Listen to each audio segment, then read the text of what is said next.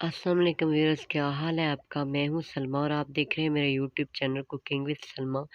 आज मैं आपको बहुत ही मज़े के चिकन और आलू के चीज़ी कटलेट्स की रेसिपी दे रही हूं।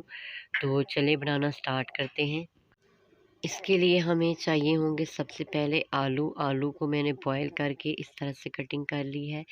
इसके बाद हमें चाहिए होगा चिकन। ये मेरा हाफ़ केजी बोनलेस चिकन था। इसको मैंने बॉयल करके इस तरह छोटे-छोटे पीसेस में काट लिया। इसको जस्ट मैंने नमक और ब्लैक पेपर पाउडर डाल के तो बॉयल किया है। ये चिकन के अलावा हमें कुछ स्पाइसेस की ज़रूरत होगी।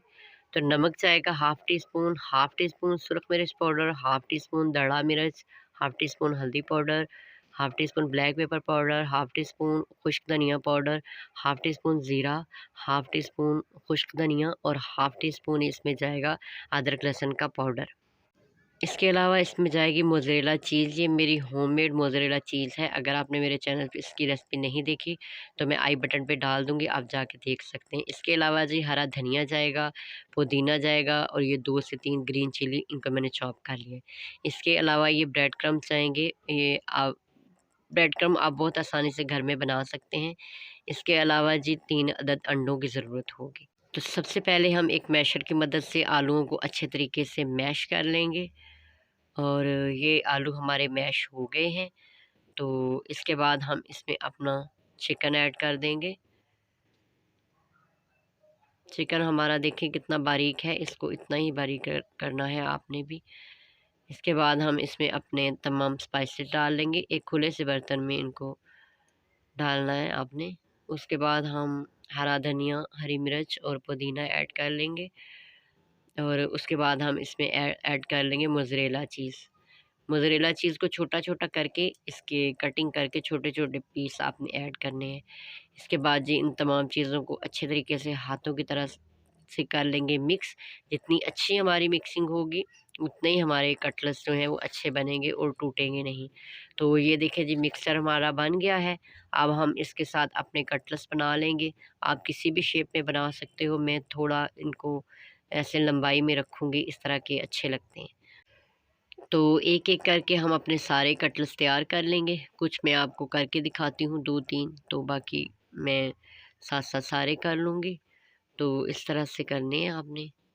तो ये देखिए जी हमारे सारे कटलेट्स जो हैं वो तैयार हो गए हैं। अब सबसे पहले हम इसकी कोटिंग का काम करेंगे।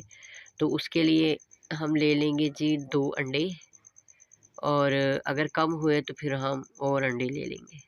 सबसे पहले हम 2 अंडे डालेंगे, इनको हम करेंगे मिक्स। इनमें हम डालेंगे 1 चुटकी चिली फ्लेक्स, 1 चुटकी हम इसमें डालेंगे नमक और 1 चुटकी इसमें डालेंगे ब्लैक पेपर पाउडर। और इनको हम अच्छे तरीके से कर लेंगे मिक्स, बहुत अच्छे तरीके से फेंटेंगे। तो ये देखिए बहुत अच्छे तरीके से मिक्स हो गई हैं तमाम चीज़ें।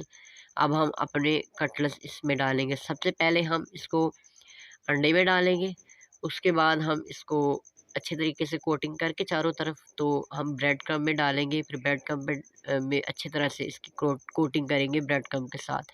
तो इस तरह 1 बाय 1 हम अपने कटलेट्स लेते जाएँगे। सबसे पहले अंडे की कोटिंग करेंगे, उसके बाद हम ब्रेड क्रम्ब की कोटिंग करेंगे। तो 2-3 मैं आपको करके बता देती हूँ, तो फिर मैं अपने सारे जो हैं कटलेट्स इनकी कोटिंग करके तो फ्राई करेंगे।